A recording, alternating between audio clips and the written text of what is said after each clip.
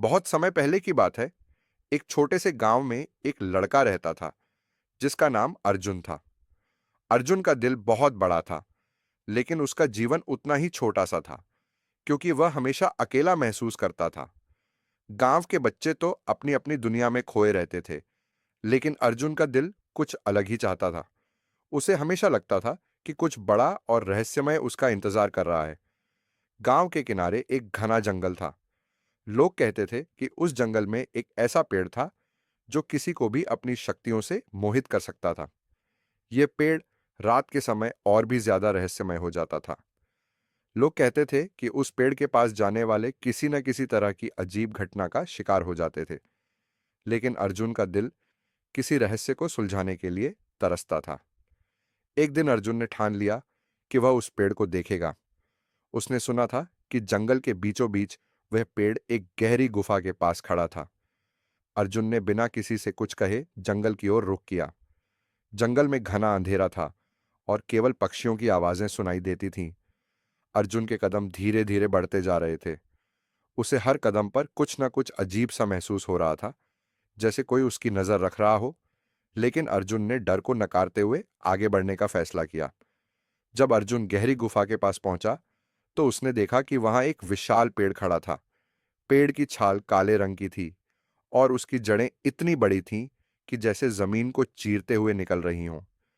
पेड़ के ऊपर लटके हुए छोटे छोटे झूले झूल रहे थे, जैसे यह पेड़ किसी पुराने समय के रहस्य को छुपाए हुए हों। अर्जुन ने डरते डरते पेड़ के पास पहुंचकर उसके नीचे बैठने का मन बनाया। जैसे ही वह पेड़ के नीचे बैठा, अचानक हवा का झोंका आया और उसके सामने एक अद्भुत दृश्य उभरा। पेड़ की जड़ से एक आकाशीय प्रकाश निकलने लगा और फिर उस प्रकाश से एक पुराना पुरुष प्रकट हुआ। वह व्यक्ति पूरी तरह से सफेद वस्त्रों में लिपटा हुआ था और उसकी आंखें चमक रही थीं। तुम कौन हो? अर्जुन ने चौंकते हुए पूछा। मैं इस पेड़ का संरक्षक हूं, उस व्यक्ति ने धीरे से कहा। तुमने जो सवाल पूछा है, उसका जवाब तुम तभी जान सकोगे जब तुम अपनी सबसे बड़ी डर को सामना करोगे। अर्जुन थोड़ी देर चुप रहा। फिर उसने साहस जुटाकर पूछा, मुझे डर क्यों होगा? संरक्षक हंसते हुए बोला, क्योंकि तुम्हारा डर तुम्हारी अपनी कल्पना और अवचेतन से आता है। यदि तुम अपने डर को नहीं पहचानोगे, तो वह तुम्हें हमेशा घेर कर रखेगा। अर्जुन थोड़ा उलझन में था, लेकिन उसने संकल्प किया कि वह इस रहस्य को सुलझाएगा। मुझे यह डर का सामना करना होगा, अर्जुन ने खुद से कहा।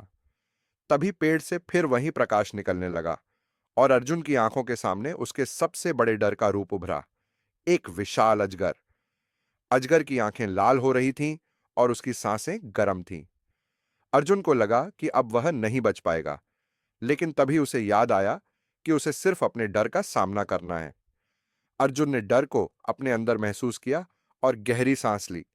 उसने अपनी आंखों में चमक डालते हुए अजगर की ओर देखा। तुम मुझे नहीं डरा सकते, उसने कहा।